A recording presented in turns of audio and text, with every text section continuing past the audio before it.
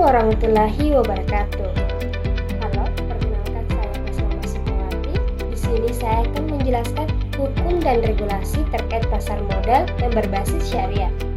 Simak video berikut ini ya. Investasi itu boleh, tapi apakah semua investasi itu halal? Bagaimana Islam memandang saham, obligasi, dan pasar modal?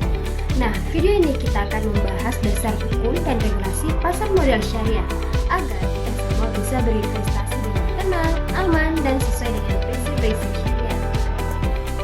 Pasar modal syariah adalah bagian dari pasar modal yang seluruh mekanismenya tidak bertentangan dengan prinsip Islam. Artinya, tidak boleh ada riba, gharar, dan lainnya. Berbeda dengan pasar modal konvensional, pasar modal syariah menekankan keadilan, transparansi, dan aktivitas usaha yang halal. Jadi, keuntungan bukan hasil spekulasi, tetapi dari hasil kinerja usaha nyata. Cara normatif, pasar modal syariah memiliki dasar yang kuat dalam Islam. Allah berfirman dalam Quran Surah Al-Baqarah ayat 275, yang dimana Allah menghalalkan jual beli dan mengharamkan riba. Rasulullah Shallallahu Alaihi Wasallam juga melarang transaksi yang mengandung gharar atau ketidakjelasan, seperti membeli barang yang belum jelas mutunya dan nilainya. Inilah mengapa dalam pasar modal syariah, objek, akad, dan mekanisme transaksi harus dijelaskan dan transparan. Di Indonesia, pasar modal syariah tidak hanya berdiri tanpa ada aturan.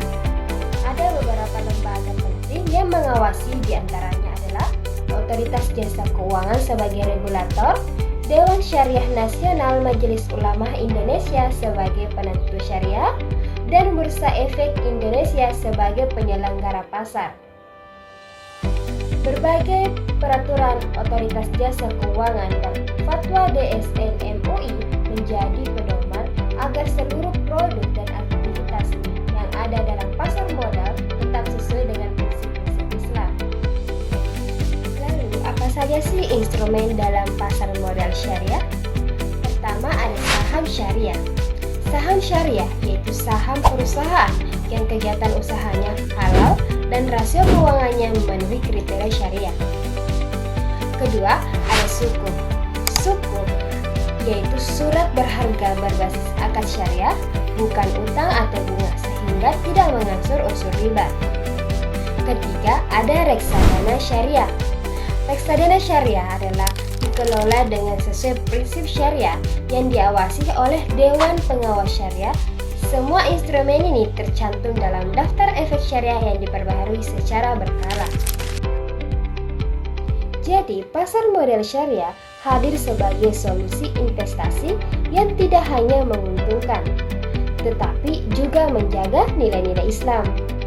Dengan memahami dasar hukum dan regulasinya, kita tidak hanya menjadi investor cerdas, tetapi juga menjadi investor yang bertanggung jawab secara moral dan spiritual.